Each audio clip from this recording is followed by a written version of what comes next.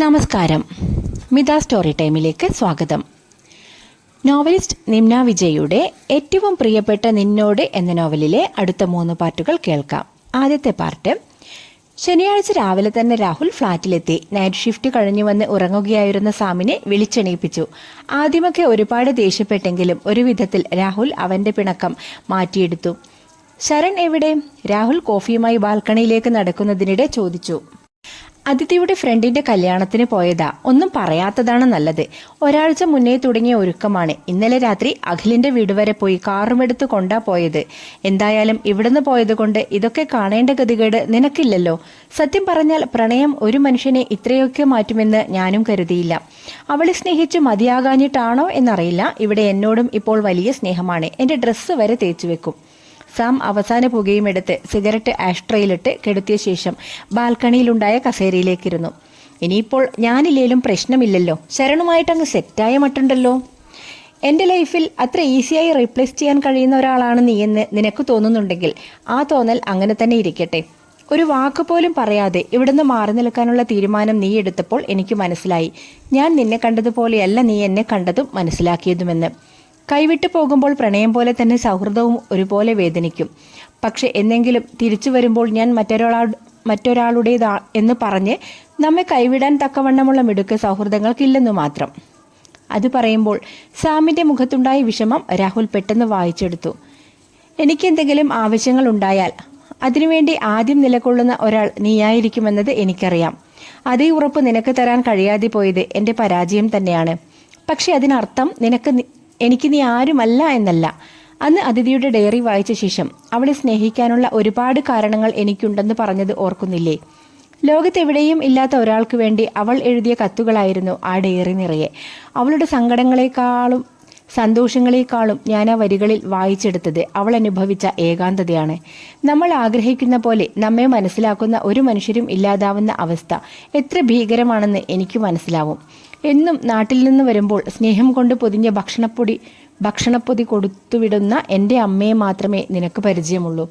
അച്ഛൻ്റെ മരണത്തോടൊപ്പം അന്നെനിക്ക് നഷ്ടമായത് ഒരമ്മയുടെ പരിഗണന കൂടെയാണ്. ആ മരണത്തിൻ്റെ ഷോക്കിൽ എൻ്റെ ജനനം ഉൾപ്പെടെയുള്ള ഒരുപാട് ഓർമ്മകൾ അമ്മയ്ക്ക് നഷ്ടമായി. ഇല്ലാത്ത അച്ഛനോട് മാത്രമായി സംസാരിച്ച് വീട്ടിനുള്ളിൽ നടക്കുന്ന അമ്മയുടെ പുറകെ ഒരു ചേർത്ത് പിടിക്കൽ കൊതിച്ചുകൊണ്ട് ഓടി നടന്ന എന്നെ എനിക്കിപ്പോഴും ഓർമ്മയുണ്ട്. എൻ്റെ കുട്ടിക്കാലം അമ്മ ആശുപത്രിയിൽ നിന്നും തിരിച്ചു വരാനുള്ള കാത്തിരിപ്പിൻ്റെ ഓർമ്മകളാണ്. ട്രീറ്റ്മെൻറ്റും മരുന്നുമെല്ലാം ഒരു പരിധിവരെ അമ്മയെ പിടിച്ചു നിർത്തി. പക്ഷെ ഇപ്പോഴും ആ വീട്ടിൽ എനിക്കും അമ്മയ്ക്കും 2 ലോകങ്ങളാണ്. എല്ലാ ആൾക്കൂട്ടത്തിലും ഞാൻ ഒറ്റയ്ക്കായിരുന്നു. മനസ്സിനെ വലിഞ്ഞു മുറുക്കിയ ആ ഇരുട്ടിൽ നിന്നും എനിക്കിതുവരെ പുറത്തു വരാൻ കഴിഞ്ഞിട്ടില്ല. ഒരു പക്ഷേ അവൾക്കെന്നെ മനസ്സിലാക്കാൻ കഴിയുമെന്ന് എനിക്ക് തോന്നി. ഇത്രയൊക്കെ കാരണങ്ങളുണ്ടായിട്ടും എന്തുകൊണ്ട് നീ അവളെ വേണ്ടെന്ന് വച്ചു? ശരണിനോടുള്ള സ്നേഹം കൊണ്ടാണെന്ന് മാത്രം പറഞ്ഞേക്കരുത്. സാമിന് കൃത്യമായ ഒരു മറുപടി കിട്ടിയേ തീരൂ എന്ന് അവൻ്റെ ശബ്ദത്തിൽ നിന്നും വ്യക്തമായിരുന്നു. ഒരിക്കലുമല്ല. അവൾ അവനെ അർഹിക്കുന്നുണ്ട് എന്ന തിരിച്ചറിവ് കൊണ്ട് മാത്രം.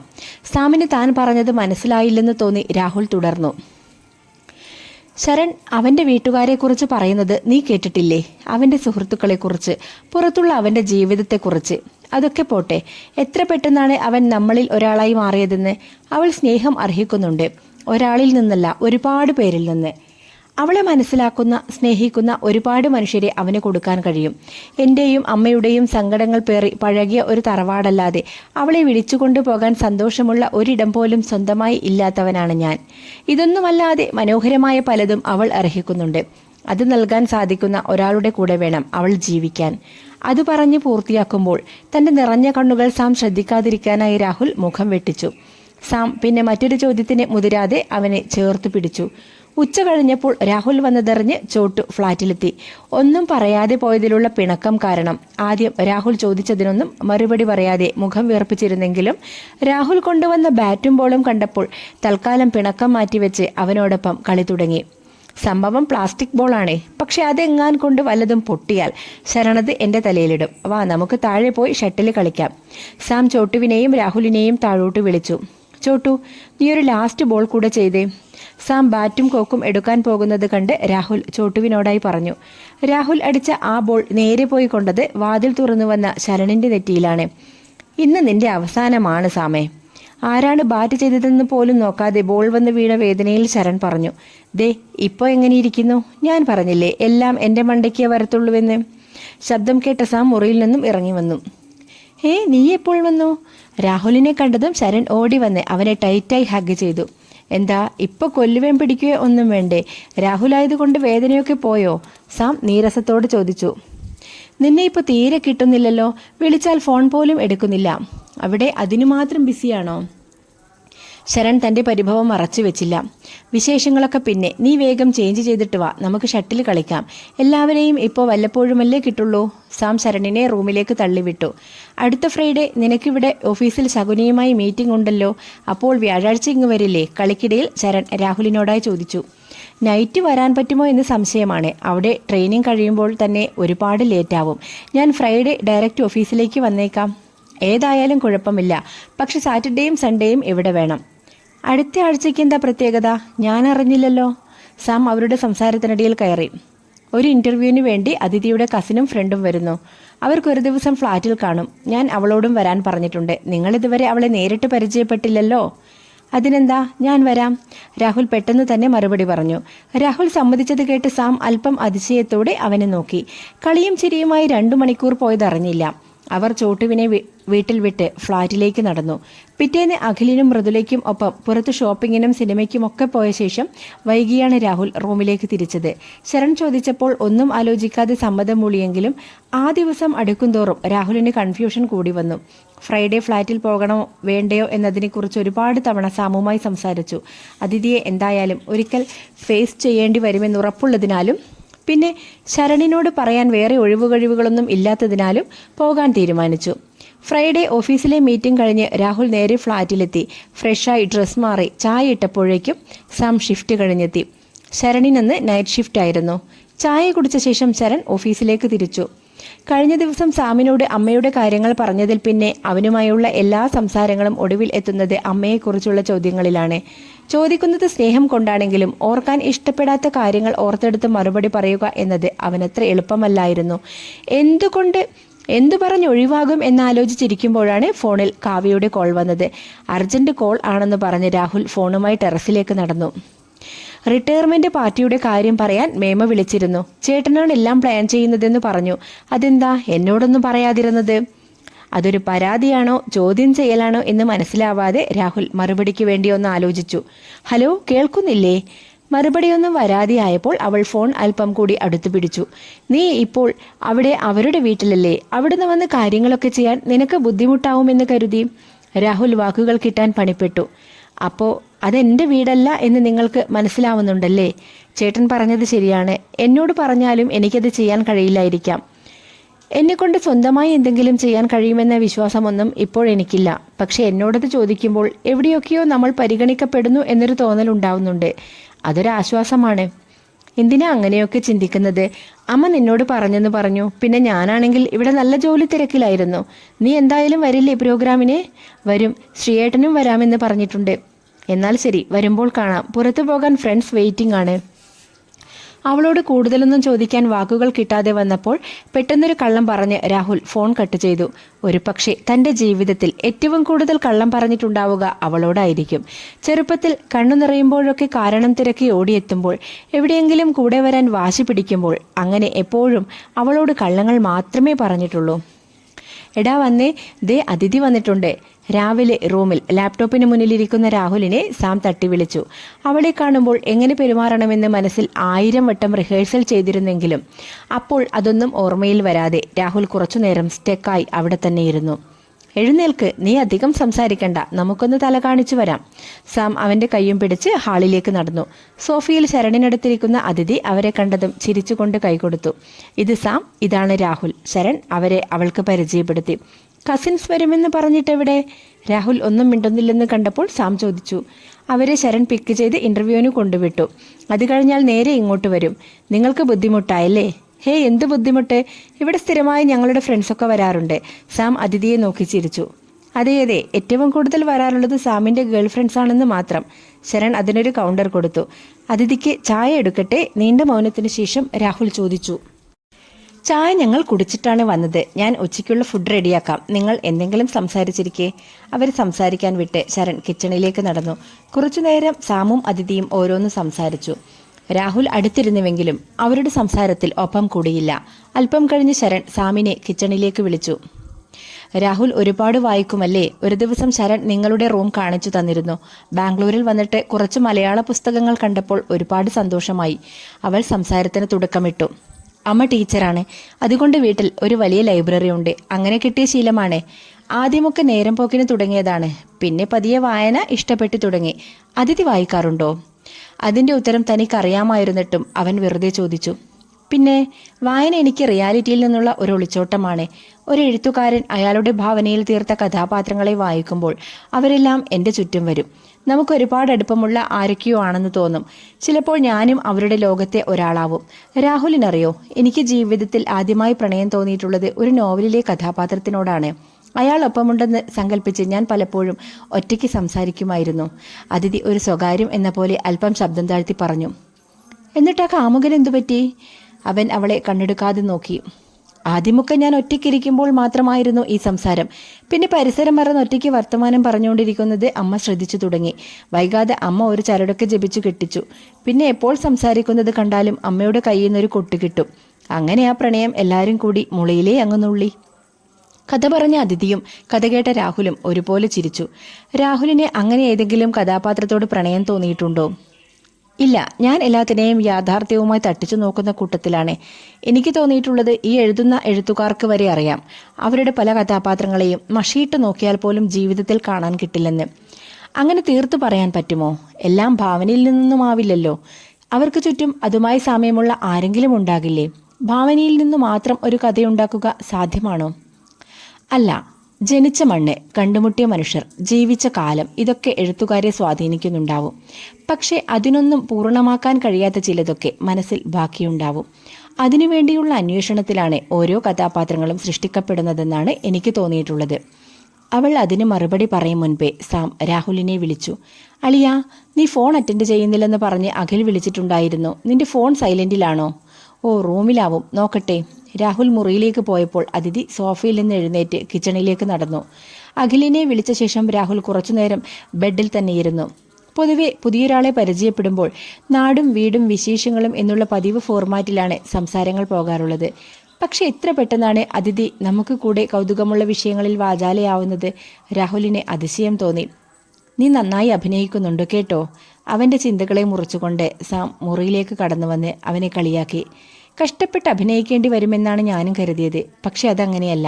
അവരെ ഒരുമിച്ച് കാണുന്നത് തന്നെ എന്നെ ഒരു തരത്തിലും വേദനിപ്പിച്ചില്ല. മറിച്ച് അവളെ ഇങ്ങനെ ഹാപ്പിയായി കാണുമ്പോൾ ഒരുപാട് സന്തോഷം തോന്നുന്നു. വൈകിട്ട് അതിഥിയുടെ കസിൻ കണ്ണനും അവൻ്റെ ഫ്രണ്ട് നിഹാലും ഫ്ലാറ്റിലെത്തി. എല്ലാവരും ഭക്ഷണമെല്ലാം കഴിച്ച് ഒരുപാട് നേരം വർത്തമാനം പറഞ്ഞിരുന്നു. അടുത്ത പാർട്ട്. റിട്ടയർമെന്റ് ഫംഗ്ഷന്റെ അന്ന് രാവിലെയാണ് രാഹുൽ നാട്ടിലെത്തിയത്. ഒരുക്കങ്ങൾ നോക്കാൻ വേണ്ടി രാഹുൽ ശ്യാമിനെയും വിളിച്ച് റെയിൽവേ സ്റ്റേഷനിൽ നിന്നും നേരെ റിസോർട്ടിലേക്ക് തിരിച്ചു. കേറ്ററിംഗിന്റെയും ഡെക്കറേഷന്റെയും എല്ലാം പണികൾ തുടങ്ങിയിരുന്നു. പുറത്ത് ഗാർഡനിലാണ് വേദി ഒരുക്കിയത്. രാത്രി ആയതിനാൽ പരമാവധി ലൈറ്റുകൾ ഉപയോഗിച്ച് ഡെക്കറേറ്റ് ചെയ്യാൻ പറഞ്ഞേൽപ്പിച്ച് അവൻ വീട്ടിലേക്ക് തിരിച്ചു. ശ്യാം, ഇറങ്ങാണോ? വാ, കഴിച്ചിട്ട് പോകാം. രാഹുലിനെ ഡ്രോപ്പ് ചെയ്ത് പോകാനൊരുങ്ങിയ ശ്യാമിനെ അമ്മ ബ്രേക്ക്ഫാസ്റ്റിന് ക്ഷണിച്ചു. ഓ വേണ്ടമ്മേ, ഇന്ന് നേരത്തെ ഷോപ്പിൽ പോണം. എന്നാലേ വൈകിട്ട് ഫംഗ്ഷൻ തുടങ്ങുമ്പോഴേക്കും അങ്ങെത്താൻ കഴിയൂ. അവൻ വൈകിട്ട് കാണാമെന്ന് കൈ കാണിച്ച് ബൈക്ക് സ്റ്റാർട്ട് ചെയ്തു. അമ്മ ഇവിടെ മുഴുവൻ ക്ലീൻ ചെയ്തോ? രാഹുൽ നടുമുറ്റത്ത് ഇറങ്ങി നിന്ന് ചുറ്റും നോക്കി. നിറയെ പൊടി പിടിച്ച് കിടക്കായിരുന്നില്ലേ? ആരെയും വിളിച്ചിട്ട് കിട്ടാതായപ്പോൾ ഒറ്റയ്ക്ക് തന്നെ ചെയ്യേണ്ടി വന്നു. ഇവിടെ ഇപ്പോൾ പുറം പണിക്കൊക്കെ ആളെ കിട്ടാൻ വലിയ പാടാ. ചടങ്ങ് റിസോർട്ടിലാണെന്ന് പറഞ്ഞിട്ട് കാര്യമില്ല. എല്ലാവരും ഉച്ചയ്ക്ക് ഇങ്ങോട്ടല്ലേ വരുന്നത്. 4 ആള് വരുമ്പോൾ വീടിങ്ങനെ വൃത്തിയില്ലാതെ ഇടാൻ പറ്റില്ലല്ലോ. കുളിച്ചു ഫ്രഷായി ഭക്ഷണം കഴിച്ച ശേഷം അവൻ വെറുതെ പുറത്ത് നടക്കാനിറങ്ങി. തറവാടിന് തെക്കുഭാഗത്തായി ഒരു ഗുളികൻ തറയും കാവുമുണ്ട്. അതുകൊണ്ട് തന്നെ തൊട്ടടുത്തായി വേറെ വീടുകളൊന്നുമില്ല. അടുത്തുള്ള വീട് ചെറിയമ്മാമയുടേതാണ്.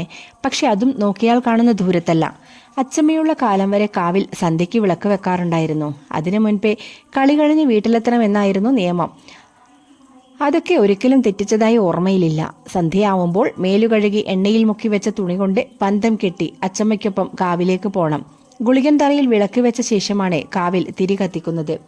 വൈകുന്നേരത്തെ മങ്ങിയ വെളിച്ചത്തിൽ സന്ധ്യാനാമത്തിന്റെ അകമ്പടിയോടെ കാവിലേക്ക് കയറുമ്പോൾ വിശ്വാസമൊന്നുമില്ലെങ്കിലും അറിയാതെ കൈകൂപ്പിപ്പോകും. കാവിനു ചുറ്റും തഴച്ചു വളർന്ന് രാത്രിയാവുമ്പോൾ വിരിയുന്ന പവിഴമല്ലിയുടെ ഗന്ധം അവിടമാകെ പരക്കും. ഉള്ളിൽ ശിവലിംഗത്തിന്റെ ആകൃതിയും അതിനു മുകളിൽ പത്തിവിരിച്ചു നിൽക്കുന്ന പാമ്പിനോട് സാദൃശ്യവുമുള്ള നാഗലിംഗ പൂക്കൾ കാവിനുള്ളിൽ പൂമെത്ത പോലെ വീണുകിടക്കുന്നുണ്ടാവും. പന്തം കുത്തി തിരിച്ചിറങ്ങുമ്പോഴേക്കും കാവിൽ ഇരുട്ട് പരന്നു കാണും. അച്ചമ്മയുടെ അരക്കെട്ടിൽ ചുറ്റിപ്പിടിച്ച് നാമം ജപിച്ച് പുറത്തേക്കിറങ്ങുമ്പോൾ പേടിയോടെ ആണെങ്കിലും വെറുതെ ഒന്ന് തിരിഞ്ഞു നോക്കും. പല ആകൃതിയിൽ പടർന്നു കയറിയ വള്ളികൾ മനസ്സിൽ കാവുകാക്കുന്ന നാഗത്തിന്റെ രൂപമായി പരിണമിക്കും. ഗുളികൻ തറയിൽ അമ്മ ഇന്നലെയും വിളക്ക് വെച്ചതിന്റെ ശേഷിപ്പുകളുണ്ട്. വർഷങ്ങളായി മനുഷ്യപാദമേൽക്കാത്ത കാവിനെ പൊതിഞ്ഞ് തഴച്ചു വളർന്ന ചെടികൾ വകഞ്ഞുമാറ്റി അവൻ കാവിനുള്ളിലേക്ക് കയറി. നിലത്തു വീണുകിടന്ന ചുവപ്പും പിങ്കും ഇതളുകളുള്ള നാഗലിംഗ പൂക്കൾ കയ്യിലെടുത്ത് മണത്തു നോക്കി.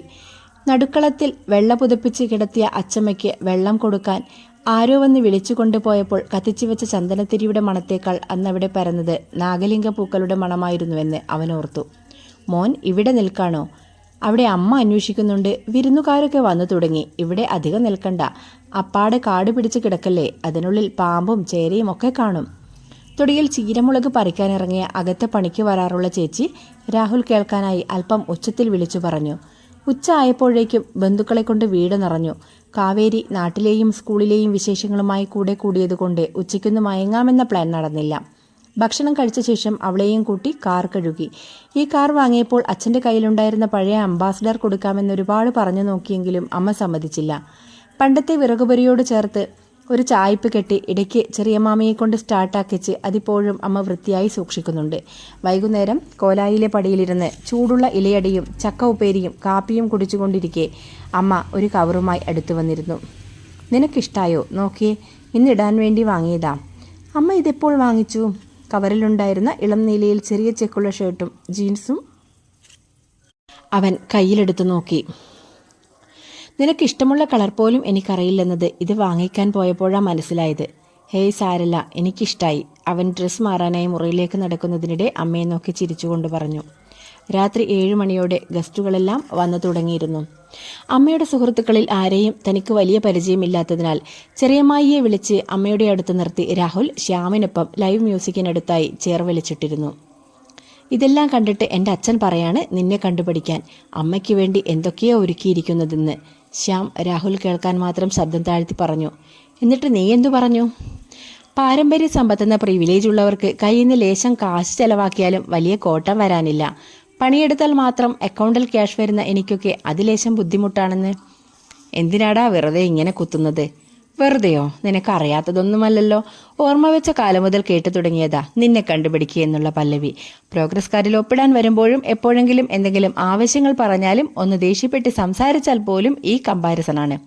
ഇപ്പോൾ ഈ സൂപ്പർ മാർക്കറ്റ് വെച്ച് വലിയ തരക്കേടില്ലാതെ ജീവിക്കുന്നുണ്ട്.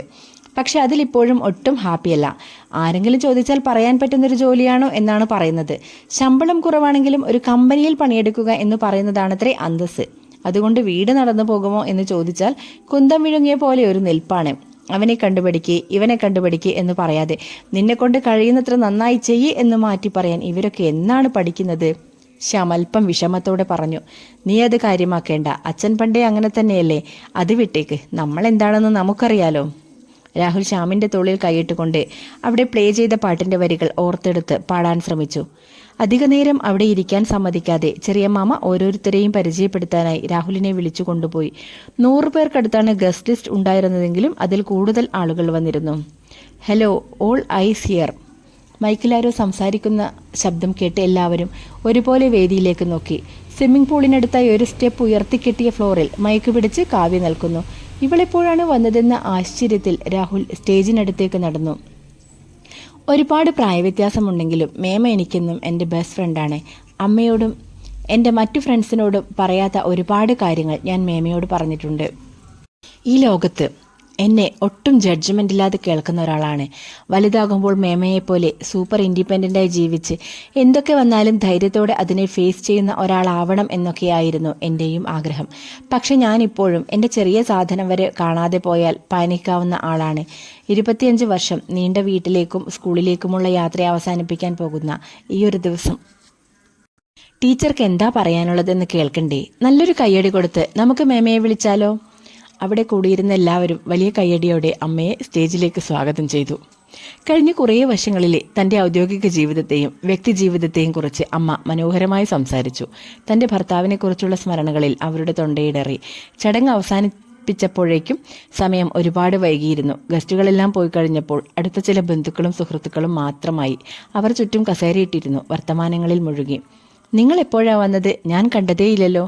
രാഹുൽ കാവ്യയോടും ഭർത്താവ് ശ്രീജിത്തിനോടുമായി ചോദിച്ചു. കുറച്ചധികം ലേറ്റായി. ഇവൾ ഉച്ചയ്ക്ക് തന്നെ വരാൻ ഒരുങ്ങി നിന്നതാ. ബാങ്കിലെ കാര്യങ്ങൾ രാഹുലിന് അറിയാലോ. വിചാരിച്ച സമയത്ത് ഇറങ്ങാൻ പറ്റില്ല. അതിന്റെ പേരിൽ വഴക്കിട്ട് മുഖവും വീർപ്പിച്ചിട്ടാണ് ഇവൾ ഇവിടെ വരെ വന്നത്. നിങ്ങളെയൊക്കെ കണ്ടപ്പോഴാണ് മുഖമൊന്നു തെളിഞ്ഞത്.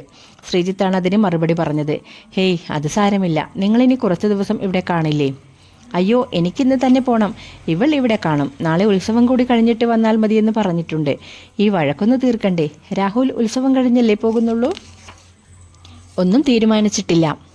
ഇവൾ ഇങ്ങനെയുള്ള കാര്യങ്ങളിൽ ഒടുക്കത്തെ നൊസ്റ്റാൾജിക് ആണ്. എനിക്കിതിലൊന്നും വലിയ താല്പര്യമില്ല. ചെണ്ടക്കൊട്ടും ബഹളവും ഒക്കെ കേൾക്കുമ്പോഴേ തലപെരുക്കും. ഒരുപാട് സമയം അവർ ഓരോ വിശേഷങ്ങൾ പറഞ്ഞുകൊണ്ടിരുന്നു. കാവ്യ അതിലൊന്നും താല്പര്യമില്ലാത്ത പോലെ ചോദിക്കുന്ന ചോദ്യങ്ങൾ പോലും കേട്ടില്ലെന്ന് നടിച്ചു. കാവ്യ, ഇവിടെ വാ, ഒരു പാട്ട് പാടിയേ. ചെറിയ മാമ അവരെല്ലാം ഇരിക്കുന്നിടത്തേക്ക് കൈ കാണിച്ചു വിളിച്ചു. അവൾ ആദ്യം പാടാൻ മടി കാണിച്ചെങ്കിലും എല്ലാവരും ഒരുപാട് നിർബന്ധിച്ചപ്പോൾ മൈക്ക് കയ്യിലെടുത്ത് ഒരു പാട്ടിനു വേണ്ടി ആലോചിച്ചു. ഇവൾ പാട്ട് പാടുമോ? ശ്രീജിത്ത് രാഹുലിനും ശ്യാമിനും അടുത്തേക്ക് കസേര വലിച്ചിട്ടിരിക്കുന്നതിനിടെ ചോദിച്ചു. പിന്നില്ലാതെ, കാവ്യ ഈ നാട്ടിലെ ആസ്ഥാന കലാകാരിയല്ലേ. ക്ലാസിക്കൽ പാട്ടും ഡാൻസും എല്ലാം പഠിച്ചിട്ടുണ്ട്. അവളിതൊന്നും പറഞ്ഞിട്ടില്ലേ? ശ്രീജിത്തിനത് അറിയില്ലെന്ന് കേട്ടപ്പോൾ ശ്യാമിന് അത്ഭുതം തോന്നി. ഒരിക്കലും പാട്ടു ക്ലാസും ഡാൻസ് ക്ലാസും മുടക്കാത്ത കാവ്യയെക്കുറിച്ച് ശ്രീജിത്തിനൊന്നും അറിയില്ലെന്ന് മനസ്സിലായപ്പോൾ മുൻപ് കാവ്യ പറഞ്ഞ പോലെ അവർക്കിടയിൽ അളന്നു തീർക്കാൻ കഴിയാത്തത്ര ദൂരമുണ്ടെന്ന് രാഹുലിന് മനസ്സിലായി. നിന്നോടെനിക്കുള്ള പ്രണയം ചൊല്ലുവാൻ ഞാൻ കാത്തിരുന്ന ദിനം, പ്രണയം പറഞ്ഞിടാൻ വയ്യാതെ നിന്നെ ഞാൻ പ്രണയിക്കുമീ സുദിനം, നിന്നെ പ്രണയിക്കുമീ സുദിനം. കാവ്യ പാടി തുടങ്ങിയപ്പോൾ വർഷങ്ങൾക്ക് മുൻപുള്ള ഒരു കോളേജ് ആർട്സ് ഡേയുടെ അന്നത്തെ രാത്രി രാഹുലിന് ഓർമ്മ വന്നു. പ്രോഗ്രാം കഴിഞ്ഞ് അവളെ വിളിക്കാൻ കോളേജിലേക്ക് ചെന്നപ്പോൾ ഓടിവന്ന് അവൾ തനിക്ക് തന്ന കത്തും അത് തുറന്നുപോലും നോക്കാതെ തിരിച്ചേൽപ്പിച്ചതും, അവളെ വീട്ടിൽ ഡ്രോപ്പ് ചെയ്തപ്പോൾ ദേഷ്യവും വിഷമവും നിസ്സഹായതയും കൊണ്ട് കരഞ്ഞു കലങ്ങിയ കണ്ണുകളോടെ തന്നെ തന്നെ നോക്കി നിന്ന ഒരു പെൺകുട്ടിയുടെ രൂപവും അവൻ്റെ മനസ്സിലേക്ക് ഇരച്ചു കയറി. രാഹുൽ വീട്ടിലെത്തിയപ്പോഴേക്കും 12 മണി കഴിഞ്ഞിരുന്നു. അമ്മ ചെറിയ മാമയുടെ കൂടെ നേരത്തെ തിരിച്ചെത്തിയിരുന്നു. തൻ്റെ മുറിയിലേക്ക് പോകുന്നതിനിടെ അമ്മയുടെ മുറിക്കുള്ളിൽ നിന്ന് ചെറിയ ശബ്ദത്തിലുള്ള സംസാരം കേട്ടപ്പോൾ അവൻ കുറച്ചുനേരം കോണിപ്പടിയിൽ ഇരുന്നു. പെട്ടെന്ന് അമ്മ സംസാരം നിർത്തി കതകു തുറന്ന് പുറത്തേക്ക് വന്നു. നീ എത്തിയോ? എന്താ വിളിക്കാതിരുന്നേ? അതെന്താ ഇവിടെ ഇരിക്കുന്നത്? വയ്യേ നിനക്ക്? ഹേയ്, ഒന്നുമില്ല. ഇന്നത്തെ ചടങ്ങ് അമ്മയ്ക്കിഷ്ടായോ? പിന്നില്ലാതെ. ഗംഭീരമായി. എല്ലാവരും അങ്ങനെ തന്നെ പറഞ്ഞു. അമ്മ അവനിരിക്കുന്നതിന് തൊട്ടു മേലെയുള്ള പടിയിൽ ഇരുന്ന് അവൻ്റെ മുടിയിലൂടെ വെറുതെ വിരലോടിച്ചു. ഞാൻ ബാംഗ്ലൂരിലെ ജോലി കളഞ്ഞ് ഇവിടെ അമ്മയുടെ അടുത്ത് വന്ന് നിൽക്കണമെന്നുണ്ടോ അമ്മയ്ക്ക്? ആരാ ഇപ്പം അങ്ങനെ പറഞ്ഞത്? നിന്റെ ജീവിതത്തിൽ നല്ലൊരു ഭാഗം അമ്മയ്ക്ക് വേണ്ടി നീ കളഞ്ഞിട്ടുണ്ട്. അന്നെൻ്റെ പ്രശ്നങ്ങൾക്കിടയിൽ അത് മനസ്സിലാക്കാൻ പോലും എനിക്ക് കഴിഞ്ഞിട്ടില്ല. ഇനിയെങ്കിലും അത് തിരുത്തിയില്ലെങ്കിൽ നിന്നോട് ചെയ്ത അനീതികളിൽ ഏറ്റവും വലുത് അതാവും. എനിക്ക് വേണ്ടി നീ ഒന്നും മാറ്റിവെക്കാൻ പാടില്ല. എനിക്കിനി എന്താ? രാവിലെയും വൈകിട്ടും കുറച്ച് കുട്ടികൾക്ക് ട്യൂഷൻ പറഞ്ഞു കൊടുക്കണം. പറമ്പ് വൃത്തിയാക്കി കുറച്ച് ചേനയും കാച്ചിലും ഒക്കെ നടണം. ഞാനിതെല്ലാം ആയിട്ടങ്ങ് കൂടും. നീ അതോർത്ത് ടെൻഷൻ അടിക്കണ്ട. പിന്നെ പുറത്തേക്ക് പോകാനുള്ള കാര്യങ്ങൾ ശരിയാവുന്നുണ്ടെന്ന് കാവ്യ പറഞ്ഞറിഞ്ഞു. എപ്പോഴാ? ഞാനതത്ര സീരിയസ് ആയി നോക്കിയിട്ടൊന്നുമില്ല. എന്തോ പറഞ്ഞതിനിടയിൽ അവളുടെ അടുത്ത് സൂചിപ്പിച്ചെന്നേ ഉള്ളൂ. അതും വന്ന് പറഞ്ഞു അമ്മയുടെ അടുത്ത്. അവളെല്ലാം പറയാറുണ്ട്. അവൾക്ക് നിന്റെ അടുത്ത് ഒരിഷ്ടക്കൂടുതലുണ്ടെന്ന് ചെറുപ്പത്തിലേ എനിക്ക് തോന്നിയിരുന്നു. എപ്പോഴും ഒരുമിച്ച് കളിച്ചു നടക്കുന്നതല്ലേ, അതുകൊണ്ട് ആ പ്രായത്തിൽ ഉണ്ടായ ഒരു തോന്നലാവും എന്നേ ഞാനും കരുതിയിരുന്നുള്ളൂ. പക്ഷെ കോളേജിൽ പഠിക്കുന്ന സമയത്ത് ഒരു ദിവസം ഓടി എൻ്റെ അടുത്ത് വന്ന് അവളൊരെഴുത്ത് തന്നിട്ട് നീ വാങ്ങിയില്ലേ എന്നും അവളോട് ഇഷ്ടമില്ലേ എന്നും പറഞ്ഞ് ഒരുപാട് കരഞ്ഞു. നീ അവളെ അങ്ങനെ കണ്ടിട്ടില്ലെന്ന് എനിക്കറിയാമായിരുന്നു. മേമയ്ക്ക് എന്നെ ഇഷ്ടല്ലേ? ഏട്ടൻ്റെ അടുത്ത് ഒന്ന് സംസാരിച്ചുകൂടെ എന്ന് കരഞ്ഞു ചോദിച്ചപ്പോൾ അന്ന് ഞാനും വിചാരിച്ചു നിന്റെ അടുത്ത് ചോദിച്ചാലോന്ന്. ഒന്നുകൂടി ആലോചിച്ചപ്പോൾ അത് വേണ്ടെന്ന് തോന്നി. ഒരാൾക്ക് മാത്രം തോന്നുന്ന ഒരിഷ്ടം കൊണ്ട് മാത്രം ബന്ധങ്ങൾ സംഭവിക്കാൻ പാടില്ല. രണ്ടുപേരിലും അതുണ്ടാവണം. അല്ലെങ്കിൽ ജീവിതകാലം മുഴുവൻ മനസ്സിൽ തോന്നാത്ത ഇഷ്ടം അഭിനയിക്കേണ്ടി വരും.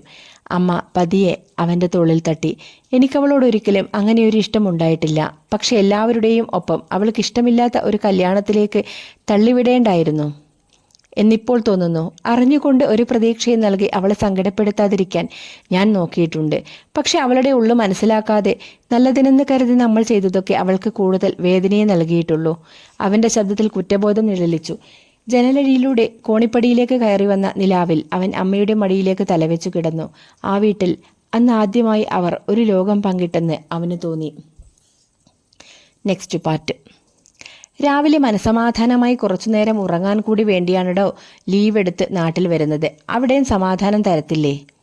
ഉറക്കം മുറിച്ചുകൊണ്ട് അപ്രതീക്ഷിതമായി സാമിന്റെ കോൾ വന്നപ്പോൾ രാഹുലിന് ചെറിയ നീരസം തോന്നി. രാവിലെയോ? പാലക്കാട് ഇന്ത്യൻ സ്റ്റാൻഡേർഡ് ടൈം തന്നെയല്ലേ ഫോളോ ചെയ്യുന്നത്?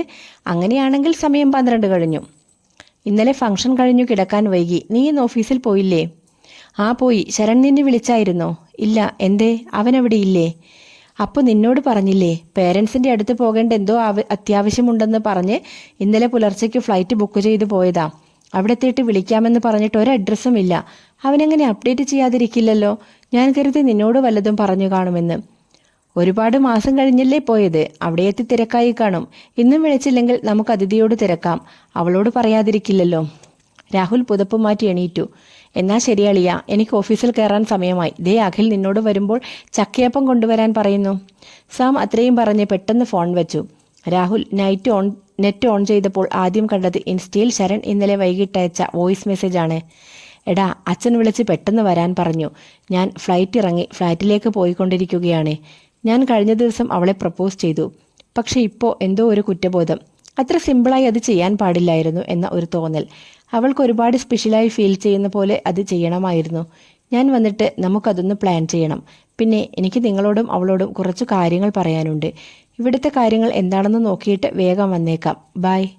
രാഹുൽ അപ്പോൾ തന്നെ അതിന് റിപ്ലൈ അയച്ചു. അവൻ എത്തിയിട്ട് വിളിക്കാഞ്ഞതിൽ സാം ഉണ്ടാക്കിയ പുകിലോർത്ത് രാഹുലിന് ചിരി വന്നു. അവനവിടെ എത്തിയ കാര്യം സാമിന് വാട്സപ്പ് ചെയ്ത് ടവലുമായി ബാത്റൂമിലേക്ക് നടന്നു. അമ്പലത്തിൽ ഉത്സവമായതിനാൽ അമ്മ രാവിലെ തന്നെ അങ്ങോട്ട് പോയിരുന്നു. അവൻ ഒരു കാപ്പിയിട്ട് അടച്ചുവെച്ച ഭക്ഷണം കഴിക്കാനിരുന്നപ്പോൾ ശ്യാം വീട്ടിലേക്ക് വന്നു. നീ ഉച്ചയ്ക്കാണോ ബ്രേക്ക്ഫാസ്റ്റ് കഴിക്കുന്നത്? വാ, നമുക്ക് അമ്പലത്തിൽ പോയി നല്ല സദ്യ കഴിക്കാം. മുന്നിലിരിക്കുന്ന തണുത്ത ഇഡ്ഡലിയേക്കാൾ ആ പ്ലാൻ നല്ലതാണെന്ന് തോന്നിയപ്പോൾ അവൻ ഷർട്ട് മാറ്റി ശ്യാമിനൊപ്പം അമ്പലത്തിലേക്ക് ഇറങ്ങി. പണ്ടൊക്കെ ഉത്സവവും വേലയുമൊക്കെ വലിയ ആവേശമായിരുന്നു. മിക്കപ്പോഴും പരീക്ഷാകാലത്തിനിടയിലാവും ഉത്സവത്തിന് കൊടിയേറുക. ഇളനീർ വെട്ടാനും കുരുത്തോല തൂക്കാനും വരവ് പോകാനുമെല്ലാം തങ്ങൾ മുൻപന്തിയിലുണ്ടാവും. ശ്യാം അതിനിടക്കും ഹോം മെയ്ഡ് സിപ്പപ്പുകൾ ഉണ്ടാക്കി വിൽക്കുന്ന തിരക്കിലാവും. ഉത്സവം നടക്കുന്ന തലേന്ന് പുലർച്ചെ വരെ നീണ്ടു നിൽക്കുന്ന കലാപരിപാടികൾ ഉണ്ടാവും. സുലഭമായ വായ്നോട്ടം നടക്കുന്നതും ആ ദിവസത്തിലാണ്. പെൺകുട്ടികൾ ഇരുട്ടുന്നതിന് മുൻപേ വീട്ടിൽ കയറണമെന്ന നിയമം നാട്ടുകാർ തെറ്റിക്കുന്നത് ആ ദിവസങ്ങളിൽ മാത്രമാണ്. പുലർച്ചെ വരെ അമ്പലത്തിലും പരിസരങ്ങളിലുമായി അവരെപ്പോഴും കറങ്ങി നടക്കും. ഭക്ഷണം കഴിച്ച് അമ്മയുടെ മുന്നിലൊന്ന് തല കാണിച്ച് അവർ താലപ്പൊലിയുടെ ഒരുക്കങ്ങൾക്ക് കൂടാനായി കമ്മിറ്റി ഓഫീസിലേക്ക് നടന്നു.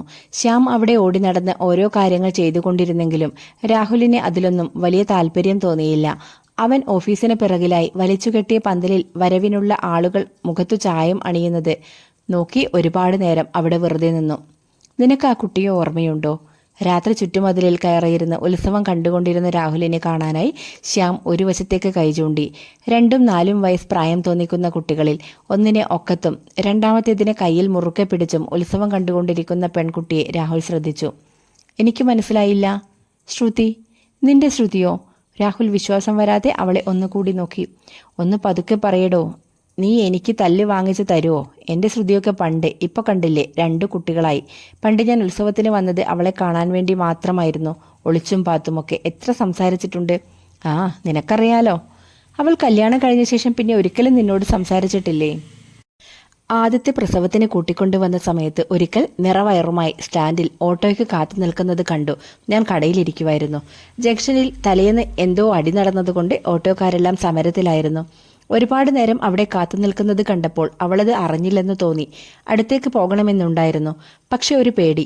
ആരേലും കണ്ട് ഇനി അത് അവൾക്കൊരു പ്രശ്നമാവണ്ടല്ലോ. പിന്നെയും ഒരുപാട് സമയം കഴിഞ്ഞിട്ടും വണ്ടിയൊന്നും കിട്ടിയില്ലെന്ന് കണ്ടപ്പോൾ രണ്ടും കൽപ്പിച്ച് ഞാൻ കാറെടുത്തു. അതിൽ കയറാൻ പറഞ്ഞു. ആദ്യം ഒന്നും മടിച്ചെങ്കിലും ഓട്ടോ കിട്ടില്ലെന്ന് പറഞ്ഞപ്പോൾ കൂടെ വന്നു. അപ്പോൾ ഒന്നും സംസാരിച്ചില്ല.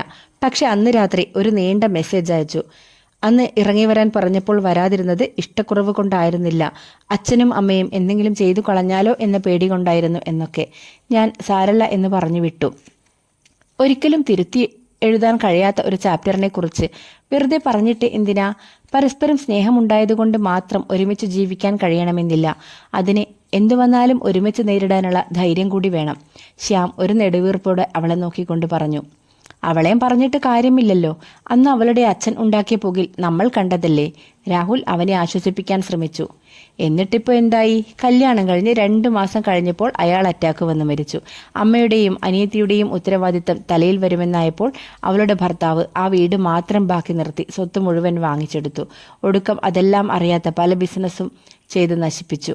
അതിന്റെ പേരിൽ തല്ലും വഴക്കൊക്കെ ആയപ്പോൾ ഇവൾ ഇങ്ങോട്ട് പോന്നു. ഇപ്പോൾ ഏതോ സ്കൂളിൽ പാർട്ട് ടൈമായി പഠിപ്പിക്കാൻ പോകുന്നുണ്ട്. മക്കളുടെ നല്ലതിനു വേണ്ടിയെന്ന് പറഞ്ഞ് ഓരോന്ന് കാട്ടിക്കൂട്ടുമ്പോൾ മുന്നോട്ട് ജീവിക്കേണ്ടത് അവരാണെന്നുള്ള ചിന്തയൊന്നും ഈ മാതാപിതാക്കൾക്കില്ല. ശ്യാമിന്റെ സ്വരത്തിൽ നിരാശയും ദേഷ്യവും ഒരുപോലെ പ്രകടമായിരുന്നു. താലപ്പൊലി വരവ് കഴിഞ്ഞ് തിരക്കൊഴിഞ്ഞപ്പോൾ ചെറിയമ്മാമ രാഹുലിനടുത്തെത്തി. നീ വീട്ടിൽ പോയി കാവ്യ ഒന്ന് കൂട്ടിക്കൊണ്ടുവരുമോ? എല്ലാവരും ഇറങ്ങാൻ നേരത്ത് തലവേദനയാണെന്ന് പറഞ്ഞു കിടന്നു. ഇത്രയും രാത്രിയായില്ലേ? ഇനി ഒറ്റയ്ക്ക് വരാൻ അവൾക്ക് പേടിയാവും. എനിക്കിപ്പോൾ ഇവിടുന്ന് മാറി നിൽക്കാൻ കഴിയില്ല. രാഹുൽ ശ്യാമിന്റെ ബുള്ളറ്റിന്റെ കീ വാങ്ങി ചെറിയമ്മാമയുടെ വീട്ടിലേക്ക് തിരിച്ചു. വീടിന്റെ മുറ്റത്തെത്തിയപ്പോൾ കോലായിലെ പടിയിലിരുന്ന് ഹെഡ്സെറ്റിൽ പാട്ട് കേട്ടുകൊണ്ടിരുന്ന കാവ്യയെ അവൻ കണ്ടു. നീ റെഡിയായില്ലേ ഇതുവരെ? ഞാൻ റെഡിയാണ്, വാ പോകാം. ഈ വേഷത്തിലോ? അവൾ ധരിച്ച നീലയും വെള്ളയും പ്രിന്റുള്ള കോട്ടൺ ചുരിദാർ കണ്ട് അവൻ സംശയത്തോടെ നോക്കി. ഇതിനെന്താ, ഇതൊക്കെ മതി. അവൾ വീടിന് പുറത്തെ ലൈറ്റിട്ട് ബൈക്കിൽ കയറിയിരുന്നു. പോകുന്ന വഴിയിൽ അവർ പ്രത്യേകിച്ചൊന്നും സംസാരിച്ചില്ല. കഴിഞ്ഞ വർഷം വരെ ഉത്സവ സമയത്ത് മുല്ലപ്പൂ വാങ്ങാനും അവളുടെ തയ്പ്പിച്ച ധാവണി വാങ്ങാനുമായി നാട് മുഴുവൻ തന്നിട്ട് ഓടിച്ചുകൊണ്ടിരുന്ന കാവ്യയിൽ നിന്ന് അവൾ ഒരുപാട് മാറിയെന്ന് അവന് മനസ്സിലായി. ഉത്സവപ്പറമ്പിൽ നിന്നും കുറച്ചകലിയായി ബൈക്ക് നിർത്തി അവർ അമ്പലത്തിലേക്ക് നടന്നു. താലപ്പൊലി കഴിഞ്ഞ് പുറത്തേക്കിറങ്ങിയ ആൾക്കൂട്ടത്തിന്റെ തിരക്കിൽപ്പെട്ടപ്പോൾ പണ്ടത്തെ ഓർമ്മയിൽ അവൻ പെട്ടെന്ന് അവളുടെ കയ്യിൽ മുറുക്കെ പിടിച്ചു. ഞാൻ കൊച്ചുകുട്ടിയൊന്നുമല്ല. അവൾ അവന്റെ കൈ വിടുവിച്ചു. അവർ ഡാൻസ് നടന്നുകൊണ്ടിരിക്കുന്ന സ്റ്റേജിനടുത്തേക്ക് നടന്നു. നിന്റെ അരങ്ങേറ്റം ഓർമ്മയുണ്ടോ നിനക്ക്? അരപ്പട്ട കാണാത്തതിന് നീയുണ്ടാക്കിയ പുകില്. പാവം ചെറിയ മാമ. ഒടുക്കം എവിടെന്നോ തപ്പിപ്പിടിച്ചു കൊണ്ടുവന്നപ്പോഴാണ് നിന്റെ മുഖമൊന്ന് തെളിഞ്ഞത്. നീ ഇപ്പോൾ പ്രാക്ടീസ് ഒന്നും ചെയ്യാറില്ലേ? ഇന്നലെ ശ്രീജിത്ത് പറഞ്ഞ കാര്യം ഓർമ്മയിൽ വെച്ചുകൊണ്ട് അവൻ ചോദിച്ചു. ഓരോ തവണ ചിലങ്കയിട്ട് സ്റ്റേജിൽ കയറുമ്പോഴും നമ്മൾ എല്ലാവർക്കുമായി നൃത്തം ചെയ്യുന്നുവെന്ന് കാണുന്നവർക്ക് തോന്നിയാലും നിറഞ്ഞു നിൽക്കുന്ന വേദിയിൽ എൻ്റെ കണ്ണുകൾ എപ്പോഴും ഒരാളെ മാത്രമേ തേടിയിട്ടുള്ളൂ. ഡാൻസ് പഠിക്കാൻ പോയേ തീരുമെന്ന് ഞാൻ വാശി പിടിച്ച ദിവസം എന്നാണെന്ന് ഓർമ്മയുണ്ടോ? സ്കൂൾ വിട്ട് വരുന്ന വഴി ചേട്ടൻ ശ്യാമേട്ടനോട് ജില്ലയിൽ ഭരതനാട്യത്തിന് 1ാം സ്ഥാനം കിട്ടിയ നിങ്ങളുടെ ക്ലാസ്സിലെ ഒരു ചേച്ചിയെക്കുറിച്ച് വാദോരാതെ സംസാരിച്ചതിൻ്റെ പിറ്റേന്ന്. അവൾക്ക് പിറകിലായി നിന്ന രാഹുലിനെ അത് പറയുമ്പോൾ അവളുടെ മുഖഭാവം എന്താണെന്ന് വ്യക്തമായില്ല. അതെന്തായാലും അത് നേരിടാനുള്ള കരുത്ത് തനിക്കില്ലെന്ന് അവൻ തിരിച്ചറിഞ്ഞു. ഇവിടെ എല്ലാവരും കരുതി വെച്ചിരിക്കുന്നത് കല്യാണശേഷം ഡാൻസും പാട്ടുമൊന്നും തുടരാൻ പറ്റാത്തതിൽ എനിക്ക് വലിയ വിഷമമാണെന്നാണ്. പക്ഷെ ഞാൻ അതൊന്നും ചെയ്തത് എനിക്ക് വേണ്ടിയല്ലല്ലോ. അതുകൊണ്ട് അത് തുടരാതെ പോകുന്നതിൽ എനിക്കൊരു വിഷമവും തോന്നിയിട്ടുമില്ല. സത്യത്തിൽ എനിക്കെന്താ ഇഷ്ടമെന്ന് എനിക്കിതുവരെ അറിയില്ല. അവൾ അവനെ തിരിഞ്ഞു നോക്കാതെ വേദിക്ക് മുൻപിലുണ്ടായിരുന്ന ആളൊഴിഞ്ഞ ചെയർ ലക്ഷ്യമാക്കി നടന്നു. കോമരത്തിന്റെ ആർപ്പുവിളിയോ മുറുകിയ ചെണ്ടകൊട്ടിന്റെ ശബ്ദമോ ഉത്സവപ്പറമ്പിലെ ബഹളങ്ങളോ ഒന്നും അവനപ്പോൾ കേൾക്കാൻ കഴിഞ്ഞില്ല. പെട്ടെന്ന് ആ അമ്പലപ്പറമ്പ് മുഴുവൻ ശൂന്യമായ പോലെ. അവിടെ താനും കുറച്ചു മുന്നിലായിരിക്കുന്ന അവളും മാത്രം. പിറ്റേന്ന് പുലർച്ചെ അമ്മ ഉത്സവം കഴിഞ്ഞെത്തിയപ്പോഴേക്കും രാഹുൽ ബാംഗ്ലൂരിലേക്ക് പോകാൻ ഇറങ്ങിയിരുന്നു. ട്രെയിനിലിരുന്ന് ശരണിന്റെ ചാറ്റ് ഓപ്പൺ ചെയ്ത് നോക്കിയപ്പോഴും അവനയച്ച ലാസ്റ്റ് മെസ്സേജ് സീനായിരുന്നില്ല. റെയിൽവേ സ്റ്റേഷനിൽ നിന്ന് രാഹുലിനെ സാം പിക്ക് ചെയ്തു. ഇന്ന് രാത്രി തങ്ങളുടെ കൂടെ അവിടെ നിന്നിട്ട് നാളെ നേരെ ഓഫീസിലേക്ക് പോകാമെന്ന് സാം പറഞ്ഞു. ആദ്യം രാഹുൽ അതിന് ഓക്കെ ആയില്ലെങ്കിലും ഒടുവിൽ സാമിന്റെ നിർബന്ധത്തിന് വഴങ്ങേണ്ടി വന്നു. ഞായറാഴ്ച ആയതിനാൽ അഖിലും ഫ്ലാറ്റിലുണ്ടായിരുന്നു. ഇന്നേക്കിപ്പോൾ 3 ദിവസമായി അവൻ പോയിട്ട്. എത്തിയാൽ വിളിക്കാനുള്ള മര്യാദയെങ്കിലും കാണിക്കണ്ടേ? ഫ്രഷായി ഹാളിലേക്ക് വന്ന രാഹുൽ കേൾക്കാനായി സാം അല്പം ഉച്ചത്തിൽ പറഞ്ഞു. ഇവൻ പറയുന്നതിലും കാര്യമില്ലേ? അവനെന്താ ഒരു മെസ്സേജെങ്കിലും അയച്ചൂടെ? എനിക്കെന്തോ ഒന്നും ശരിയായി തോന്നുന്നില്ല.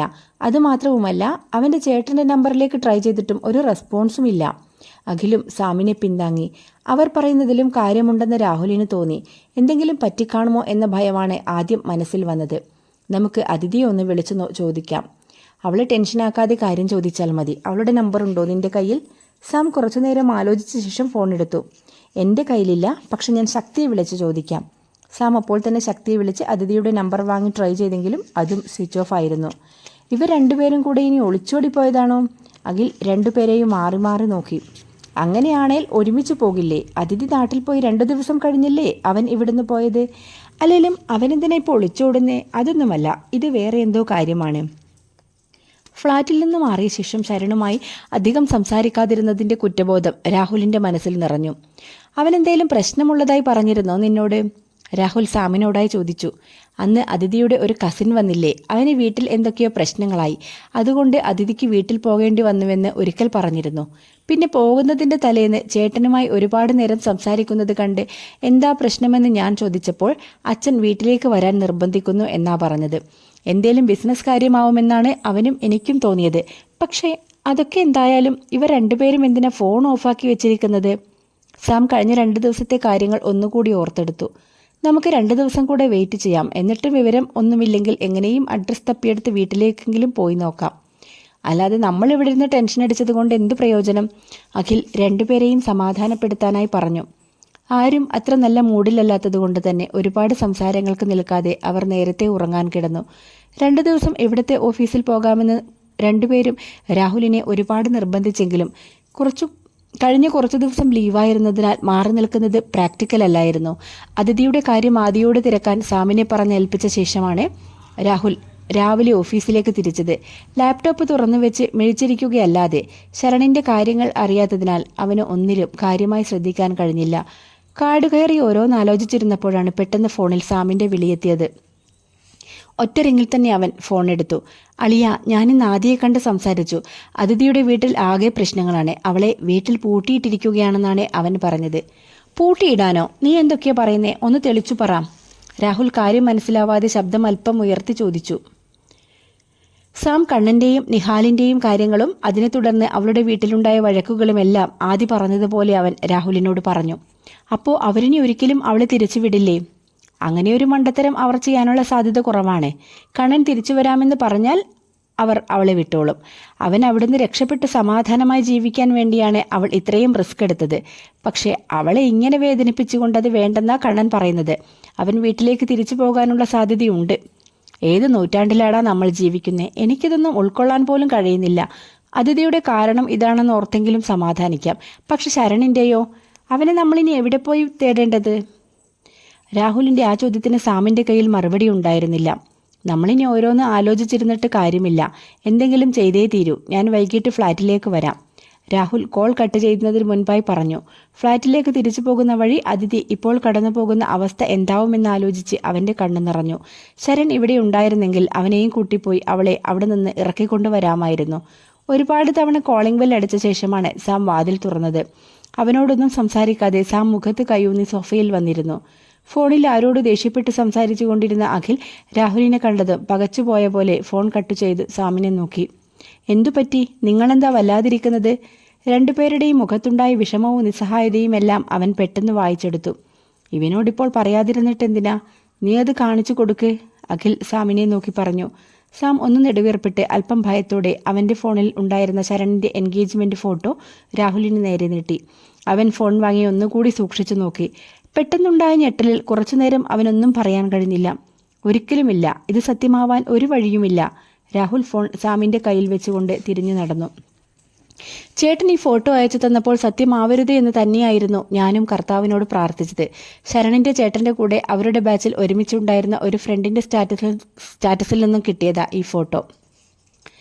ഞാൻ നിർബന്ധിച്ചപ്പോൾ ചേട്ടൻ അവനെ വിളിച്ചു കാര്യങ്ങൾ ചോദിച്ചറിഞ്ഞു. എല്ലാം പെട്ടെന്നായിരുന്നുവെന്നും അവർ ഫാമിലി ഫ്രണ്ട്സ് ആയതുകൊണ്ടാണ് ഇൻവൈറ്റ് ചെയ്തതെന്നും പറഞ്ഞു. ഫാമിലിയും ക്ലോസ് ഫ്രണ്ട്സും മാത്രമുള്ള ഫംഗ്ഷനായിരുന്നു. അവൻ നമ്മളെയും അവളെയും ഒരുപോലെ ചതിച്ചു കളഞ്ഞടാ. സാം കണ്ണു തുടച്ചുകൊണ്ട് രാഹുലിനെ കെട്ടിപ്പിടിച്ചു. രാഹുലിനെ അവൻ പറയുന്ന കാര്യങ്ങൾ ഉൾക്കൊള്ളാൻ തന്നെ സമയമെടുത്തു. അതിനുശേഷവും എങ്ങനെ പ്രതികരിക്കണമെന്നറിയാതെ അവൻ സാമിനെ മുറുക്കെ പിടിച്ചു. നമ്മൾ അവളോട് എന്തു പറയുമെടാ? രാഹുൽ സാമിൻ്റെ ഷോൾഡറിൽ നിന്നും തലയുയർത്തി നിറഞ്ഞ കണ്ണുകളോടെ ചോദിച്ചു. അവളിത് അറിയാതിരിക്കോ? ഇതൊക്കെ അറിഞ്ഞുകൊണ്ടാണെങ്കിലോ അവൾ നാട്ടിലേക്ക് പോയത്? അഖിൽ ചോദിച്ചു.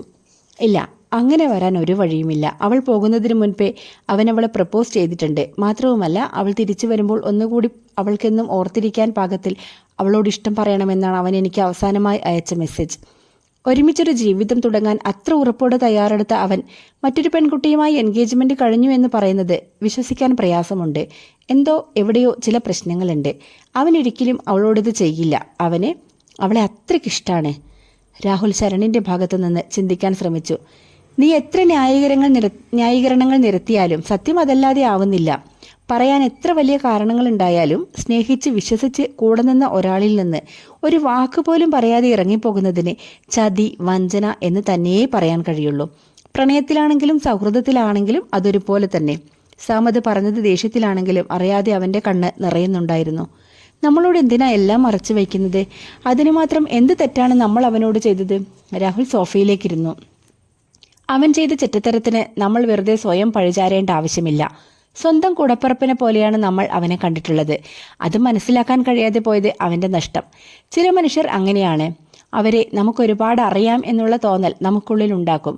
പക്ഷേ സത്യത്തിൽ അവരെക്കുറിച്ച് നമ്മൾ അറിയണമെന്ന് അവർ ആഗ്രഹിക്കുന്ന കാര്യങ്ങൾ മാത്രമേ നമ്മൾ അറിയുകയുള്ളൂ. നമ്മൾ അറിയാത്ത ഒന്നല്ല, ഒരുപാട് ജീവിതങ്ങൾ അവർക്ക് വേറെ ഉണ്ടാവും. ചിലപ്പോൾ ശരണന്റെ ലൈഫിലും നമ്മൾ അങ്ങനെ ആരെങ്കിലുമൊക്കെ ആവാം. അവനിവിടെ ഉള്ളപ്പോൾ മാത്രം കൂടെ വേണ്ടിയിരുന്ന ചിലർ. അഖിൽ ഉള്ളിലുണ്ടായ ദേഷ്യം മറച്ചു വയ്ക്കാതെ പറഞ്ഞു. ഉള്ളിൽ 1000 ചോദ്യങ്ങൾ ബാക്കിയുണ്ടെങ്കിലും ശരണീനല്ലാതെ മറ്റാർക്കും അതിനുള്ള മറുപടി തരാൻ കഴിയില്ലെന്ന് അവർക്ക് നന്നായി അറിയാമായിരുന്നു. ഒറ്റ ദിവസം കൊണ്ട് അത്രയും കാലം അവനോടൊപ്പം ചെലവിട്ട എല്ലാ നിമിഷങ്ങളും ഒരു ചോദ്യചിഹ്നമായി മുന്നിൽ നിന്നു. അഖിലും സാമും മാറി മാറി ശരണീനെ കുറ്റപ്പെടുത്തിയപ്പോഴും അവൻ എന്തെങ്കിലും കാരണമുണ്ടാവുമെന്ന് രാഹുൽ ഉറച്ചു വിശ്വസിച്ചു.